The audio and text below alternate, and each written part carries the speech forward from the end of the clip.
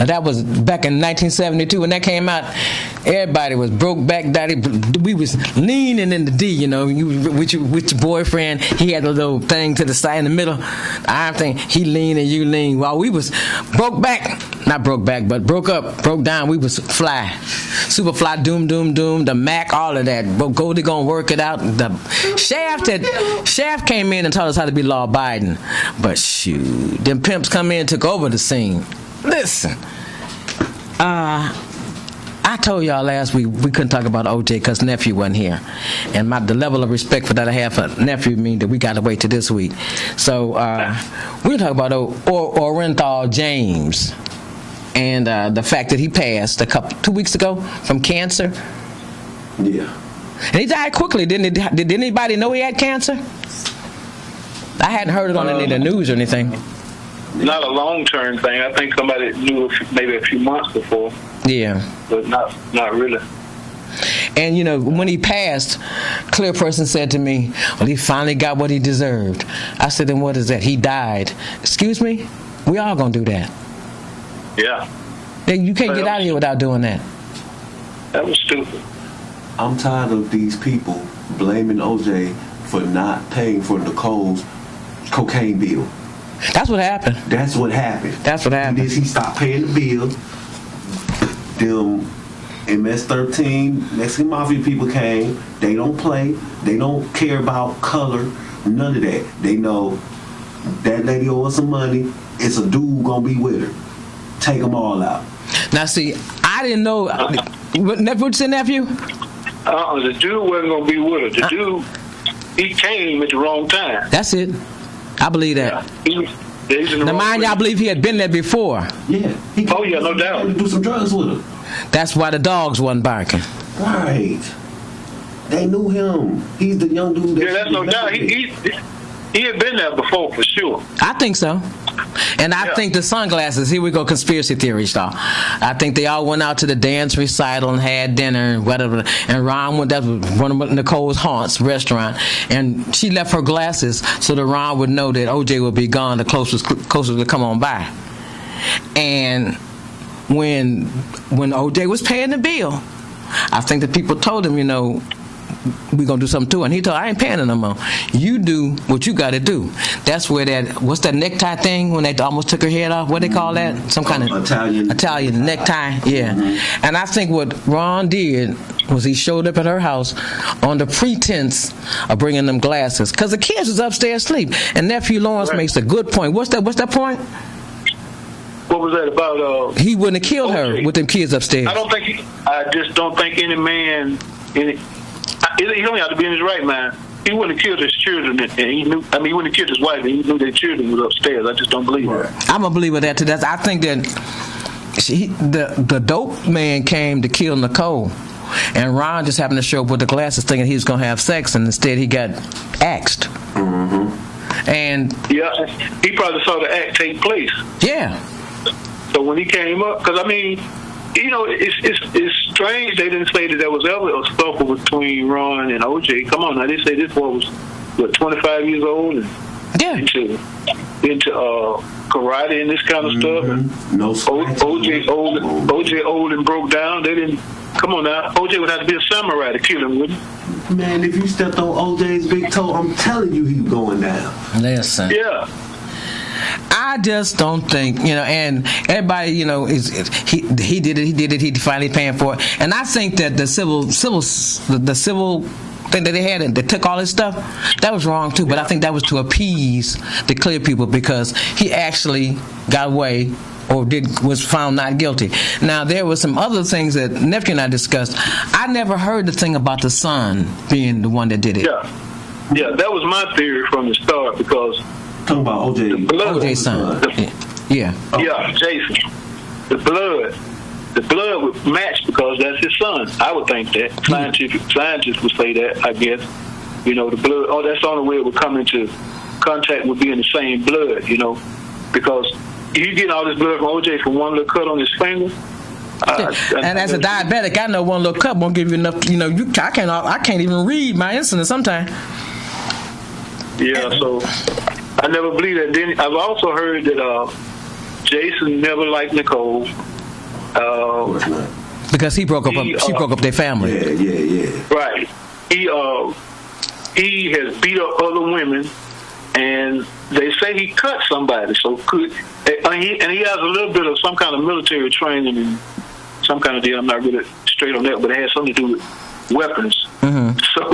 So they say he's cut somebody before, so he could have possibly did this. And that was my theory, like I say, from the blood. But I realized later on, things kept coming out, like when they said she was almost decapitated. That sounds like mafia type thing. Yeah. I just really freaked out when Paul said OJ's, stopped paying the bill. And we hadn't even talked to each other, and I believe exactly what you're saying. That's I always thought that. That. Yeah, they both were on cocaine. Yeah. So and he finally told the man, I ain't paying you no more. And the man, I think he kept coming at OJ for the money, and OJ kept coming for the money. He wasn't gonna give the money, so the man said, "If you don't, we're gonna do so and so and so." And OJ told him, "Go ahead, because I'm done. I'm not paying for nothing." And I think that when he realized that she was having an affair with Marcus Allen, that his name. Yeah. When he realized that she was having an affair with him, he cut out everything. And my daddy, who did not talk ugly talk to me, said to me, in the event that he looked in the window like they say he did and saw her on her knees, if he didn't go through the door, window, or whatever it is and kill both of them, then he wasn't going to.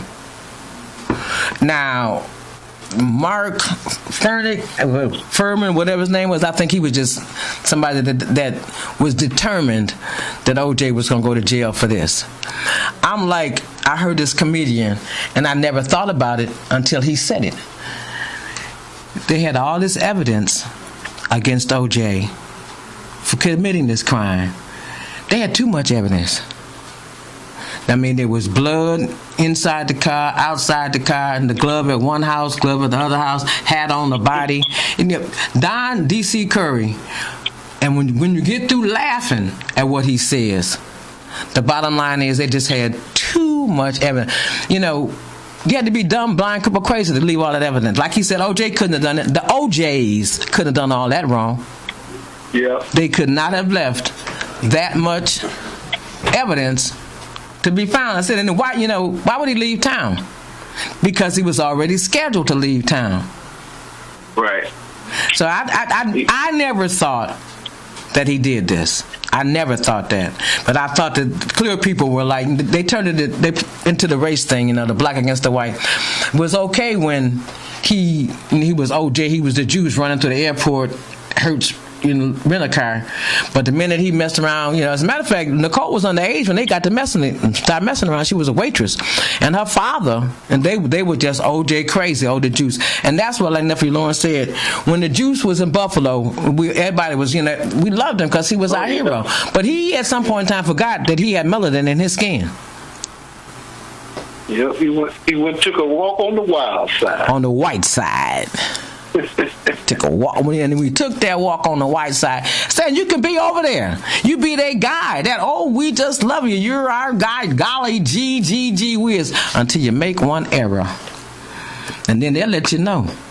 So unlike black folk, we'll keep taking you back and keep whatever. We just forgive you. We just love you. Unless it's one of them. Ooh, we can't come back from that. But clear people, they'll love you as long as you represent clear people in melanin. But the minute you let that melanin come in to play, they'll let you know you're not one of us. And you know what, Auntie? Since the passing of whoever named their son Orenthal, I don't know. But Orenthal, James. Same thing. What is Orenthal? I don't know. His mama named him that. I don't know where she got that name from. God bless her. But I'll say this right here, Auntie. Since this has happened, it brought back up to my mind what clear people have not realized yet. This country has been based on their rules, their court system. We get one black man free out of all of us y'all killed. Yes. And y'all go crazy because of one.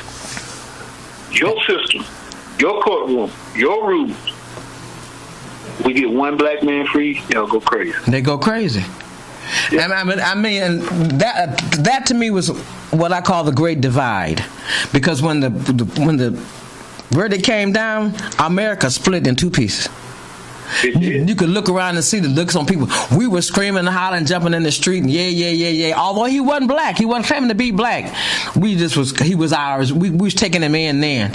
And the clear people were upset to no end. Yep. To no end. Paul, what you getting ready to say? You want to know what Orenthal means? Okay. It's crazy. Pine tree. Valley of Eagles. Morning star. Orenthal? Yeah. Pine tree? That's what it say. Sound like pine saw. Yeah. Gee, orange. Anyway, yeah, like nephew said, we get one off on all the gazillions that you've got locked up, you killed, you hung, you whatever, and y'all mad. Let me tell you, somebody else was mad. I got the zip. I'm coming back to this in a minute. Y'all know I call Oprah and Gail Okra and Kale. There we go. There are sometimes you see people in life and you think if you get to meet them, we'd be cool. I always thought if I ever met Charlie Murphy, he and I would hang out. Mike Irvin was another one. If ever, what's it, Steven Jackson? That his name? Yeah, Stephen A. Yeah. No, not Stephen A. I'm talking about Steven Jackson, oh, the basketball player. Yeah. He went in on Kale like he naturally should have. Listen, we all know that Don Staley is the coach of the coach of the coach. That's it. Amen. That's it. We ain't got to. She do what she do. She did what she did, and we're all so proud of her. So tell me why Kale was interviewing her, and she kept saying, "Well, we were cheering for Caitlin Carter, what her name is," and Steven say, "We? What we is you talking about? We was not rooting for the clear people to win."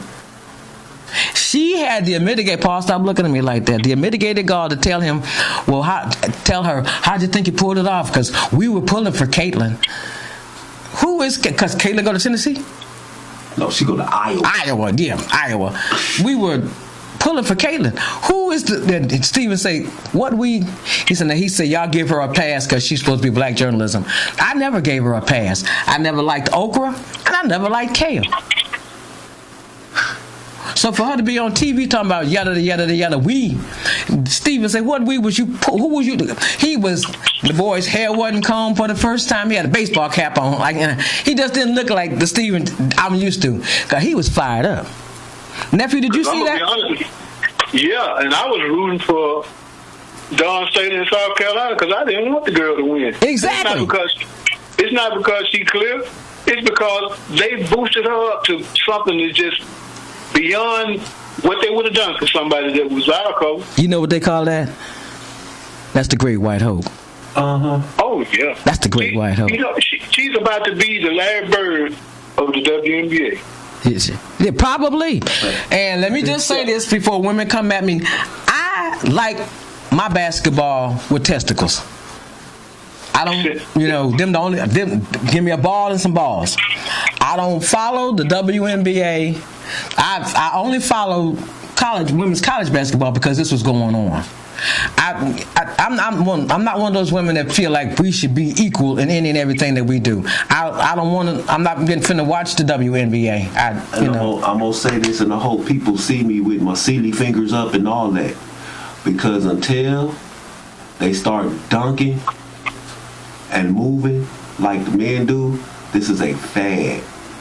I don't think it's a fad. I think it's here, but I'm just not a follower of it. Now, the sports will always have their core. Whether if you're a true basketball player, you're going to watch women's basketball. But the hype, number one, there shouldn't be no hype.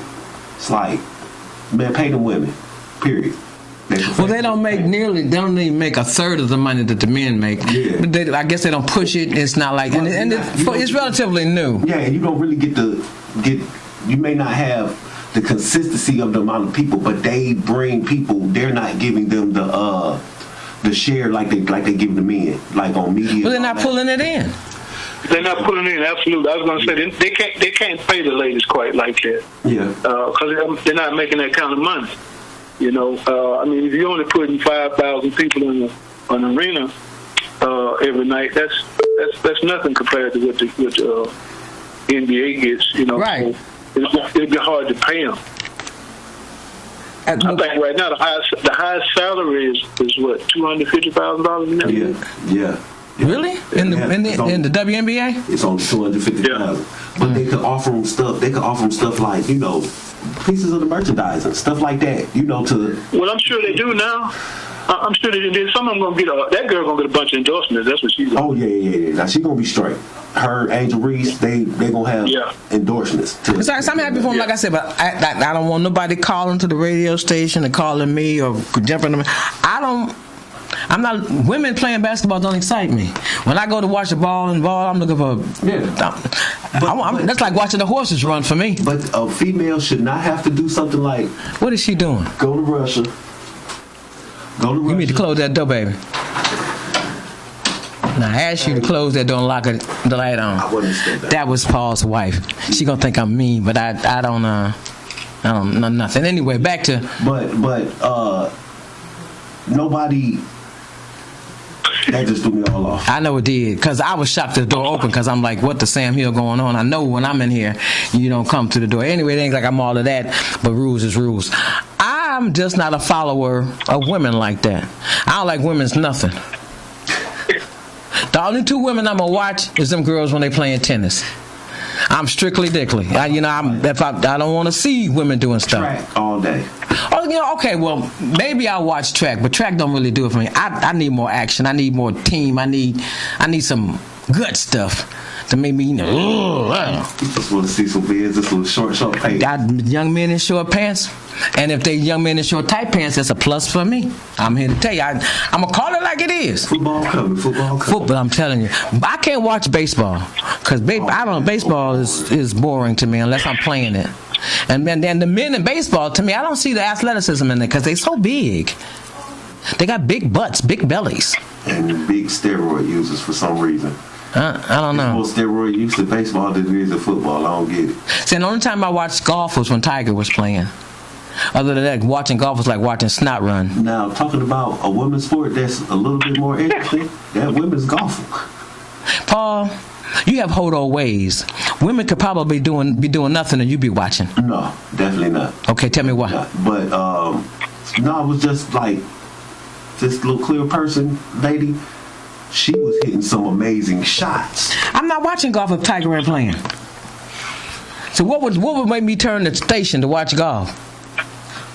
Unless they tell me Tiger Woods is playing. Well, see, I'm familiar with golf. I did the little caddy thing for a minute. So, I'm looking at shots and stuff like that. Well, I'm so glad that you're so intellectually astute and you can appreciate golf. But I'm going to say this.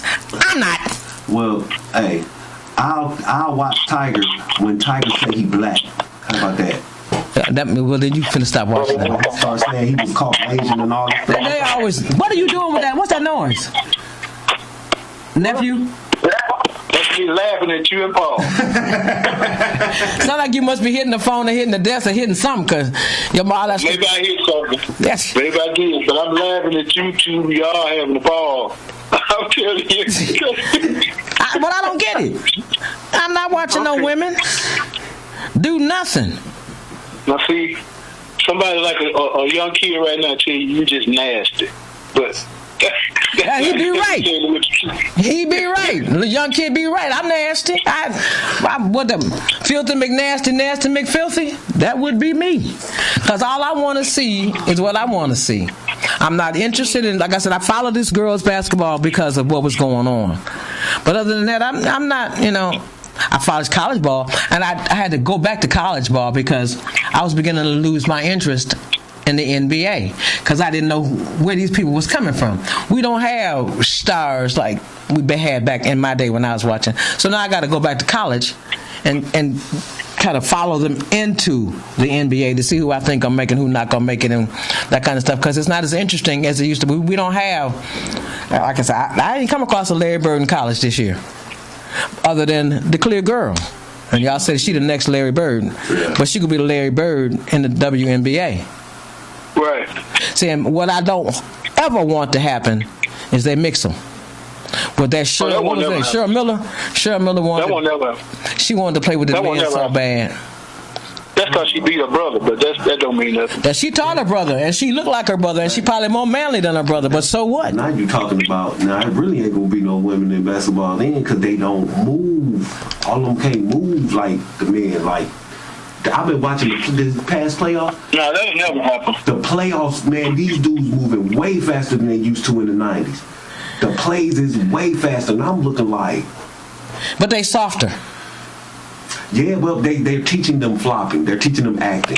They've got a lot of acting going on. Back in the day, when you fail, you fail. Yeah, and he was hurt for real. He was hurt for real. But man, when I tell you the pace of the game is so fast, and they're doing it so, like, literally barely running past each other and knocking each other. But see, then there's a whole lot less finesse. It's run and gun basketball. Yeah. So back in the day, I think that's why I don't like it. Back in the day, that's why I don't like it. Because ain't no finesse. They just running, and then they get to the 3-point line. Everybody think they're close. It's run and gun. Back in the day when the real ballers in my mind were playing, you had to work at it. Now they 133 to 123. What kind of score is that? No defense being played. That's it. We running like he said. And if you get to the 3-point line, everybody think they Steph Curry. We're gonna stop, pop, and drop. They want to be the Globetrotters. Oh yeah, they trying to. See, and the Globetrotters, whether they realize it or not, they had those skills, but they could actually play the game. They was just, clowning. But they actually get professional players to try to come in before they go. But the Globetrotters were actually. They could play the game, but they took the gold child for a year. Yeah, but he had skullduggery on his mind when he went to be. Paul flashing fingers, nephew. We done got to that point. Well. I tell you, this mind medicine go fast. Yeah, it does. This mind medicine go real fast. You having fun. Yep. So, what you gonna leave us with, nephew? Some OJ? Okay. OJs or what? I want to say this. We got elections coming in November. I know this sounds early, but I've had some dealings with some people in the election process here in the last week or so. That was partially why I wasn't here last week. But I'd like to say that more people have got to get out and vote, and I mean us. We got to vote. The lesser two evils, if you want to call it what you want to, vote for Sleepy Joe on my hand. That's what I say. Me too. Let me ask you something. Did you tell me that you worked? Say it again? Did you tell me that you worked 12 hours and only had 12 voters? Yes. Okay. Yes, I worked for a circuit court election, which is your local elections. You got to go vote for those things too, because this right here was all Republican, and only 12 people voted in 12 hours that I spent at a voting poll. So we got to get out and vote. Keep telling people get out and vote. Keep telling people get out and vote. And you get out and vote and tell somebody you love them. Sound like a plan to me. Pretty Eye, what you got? Hey, everybody love everybody. I hope y'all have a great day, great week, and see y'all next week. Well, let me tell y'all what's going on in my spot. The bird on the door. That lady that built the nest in my door. I told you I'm calling it New Beginnings. She has now laid eggs. Oh. I have named her Matilda, and she's the high spot of my going home or anything, because I tell you, it's rough for me to walk in the house and Jordan doesn't come for me. But now when I get there, I got to walk up to my door and I sing the Harry Belafonte, Matilda, and she flies off, lets me go in the house, and then she comes back. And I don't go out unless I absolutely have to, because I don't want to disturb her. When I do, I tap on the door so she knows to fly out. I'm taking that as my sign from God that things are going to be better. Things are going to be okay. New life is coming. You just got to hold on. And I played the song last week by John P. Key, The Lily in the Valley. As it turned out, that was the song Nephew Lawrence wanted. Wasn't that the right one? That's it. Yep, so that haven't been said, that's just a whole lot, because do you know the name of John P. Key's church? New Life Christian Academy. That's the name of the school, New Life Christian Church. But anyway, I'm gonna have to say this: Detroit Cowboy doing things, y'all. He on the up and up. So what I'm gonna do is I'm gonna play the Detroit Cowboy on the way out of here. tune in to keep him boosted up, because that's our guy. Remember, you know, we in it to win it, and that's our cowboy. So giddy up, giddy up.